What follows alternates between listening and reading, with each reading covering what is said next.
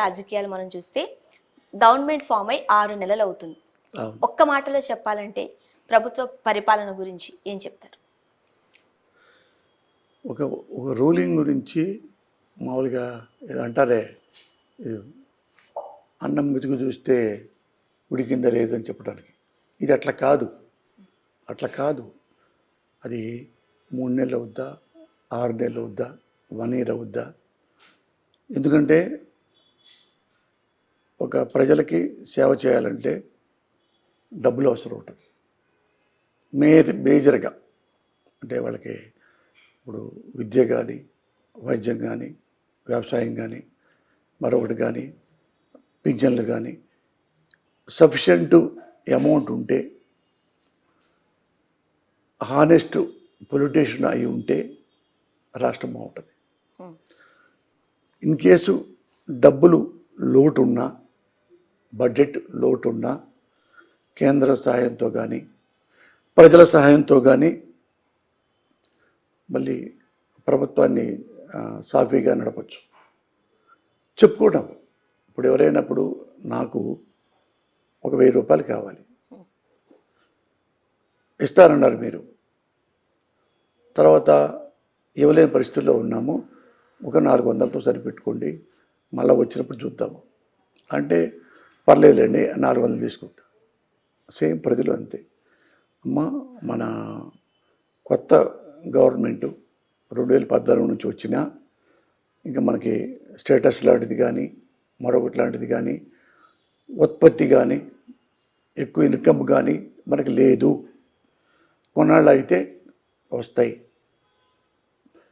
అని చెప్పగలిగితే, సిన్సియారిటీ ఉంటే ప్రజలు గొడవ చేయరు. అది ఎవరైనా కానీ, ఏ ముఖ్యమంత్రి అయినా.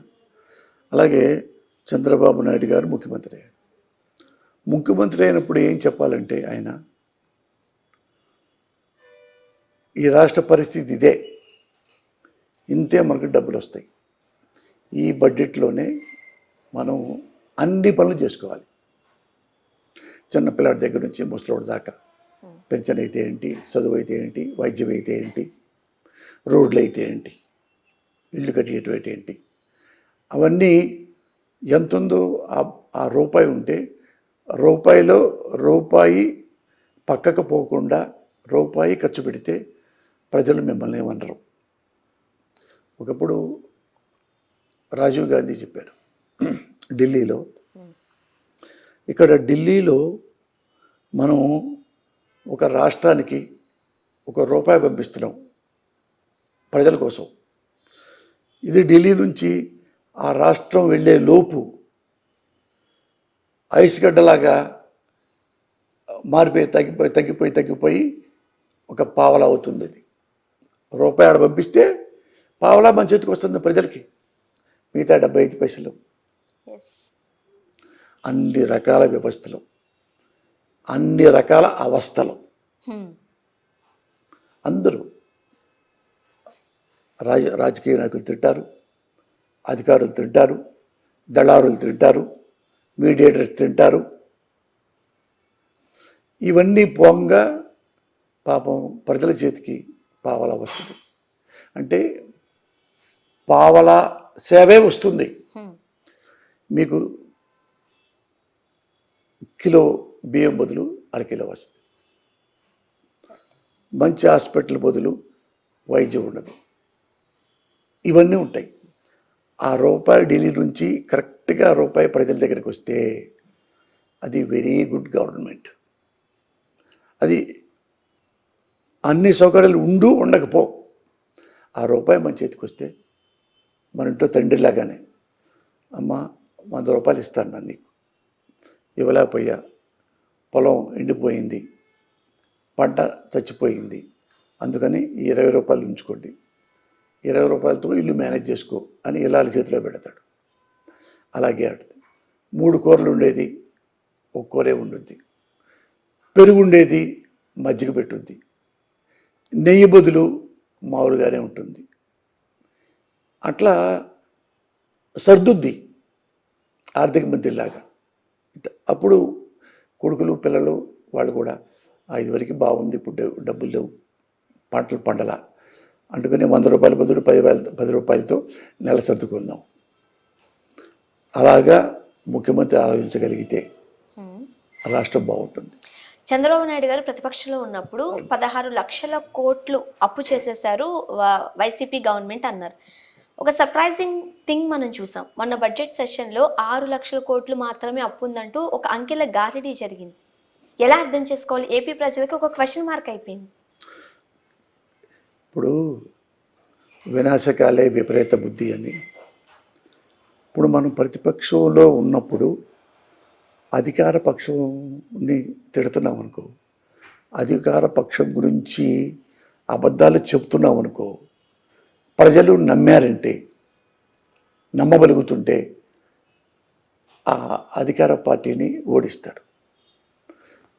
సేమ్ ఆ అధికార పార్టీ ప్రతిపక్షంలోకి వస్తుంది. ఆ చంద్రబాబు నాయుడు అధికార పక్షంలోకి వస్తాడు. సేమ్ ఇప్పుడు ఉన్న ప్రతిపక్ష వాళ్ళు మళ్ళా చంద్రబాబుని తిడుతూ ఉంటారు. చంద్రబాబు ఇలా మోసం చేశాడు అంటే మళ్ళీ ప్రజలు తిట్టి అతను ఓడిస్తూ ఉంటారు. ఇతను వచ్చి ప్రతిపక్షంలో ఉన్నవాడు మళ్ళీ ముఖ్యమంత్రి అవుతాడు. ఈ ఆటలు సాగకూడదు.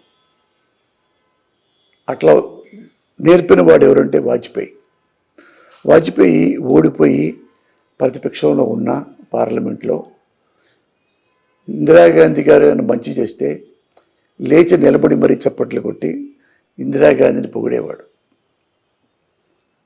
బంగ్లాదేశ్ గొడవల్లో పాకిస్తాను మనకి యుద్ధం వస్తే మనం గెలిస్తే వాజ్పేయి గారు ప్రతిపక్షమై ఉండి ఏమనకుండా ఇందిరాగాంధీ వీరనారి, గొప్ప లేడీ అని పొగిడాడు అసెంబ్లీ పార్లమెంట్లో. అలా కాకుండా ఆ వాజ్పేయి ఏంటండి, బంగ్లాదేశ్ మనకెందుకండి, పాకిస్తాన్ వాడు కొట్టుకుంటారు మనకెందుకండి, అది ముస్లిము వీళ్ళు ముస్లిమే, హిందుస్థాన్ మంది మనకెందుకు, పాకిస్తాను బంగ్లాదేశ్ పాకిస్తాన్లో కలుపుకుంటే మనకెందుకు, ఎంత ఖర్చు అండి, మన వాళ్ళు సైనికులు ఎంతమంది చచ్చిపోయారండి ఇందిరాగాంధీ ఈ చర్యల వల్ల, ఎంత డబ్బులు పోతాయండి, యుద్ధంలో ఎంత డబ్బులు పోయినాయండి, మళ్ళీ మనమైనా పడతాయి కదండి పన్నులు అనే ప్రతిపక్షం ఉండాలి. కానీ అట చేయడు వాజ్పేయి. Sincere politician. ఆమెను అలా పొగిడాడు. అలాంటి ప్రతిపక్షం, అలాంటి అధికార పక్షం ఇప్పుడు ఉంటే ఆంధ్రప్రదేశ్ బాగుపడుతుంది. ఇప్పుడు సూపర్ 6 అంటూ అధికారంలోకి వచ్చిన కూటమి ప్రభుత్వం నిన్న బడ్జెట్ సెషన్ చూసిన తర్వాత ఆ సూపర్ 6 కొడుతుంది అని అనిపిస్తుందా మీకు? అవకాశం ఉందంటారా? నేను ఇప్పుడు 6 నెలలు అవుతుంది.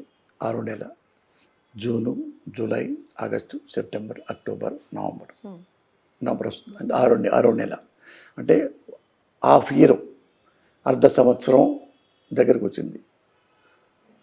ఎప్పుడన్నా ఏదో ఆ మొక్క ఈ మొక్క అంటే కేంద్రం వచ్చింది, కేంద్రం డబ్బులు ఇస్తారంది, ఆ డబ్బులు ఇస్తారంది ప్రపంచ బ్యాంకు. ఇవి తప్పితే ఏం చేయాలి, ఎలా చేయాలి, ఎంత డబ్బులు వస్తాయి, మనం ఎంత, అవన్నీ మానేశారండి.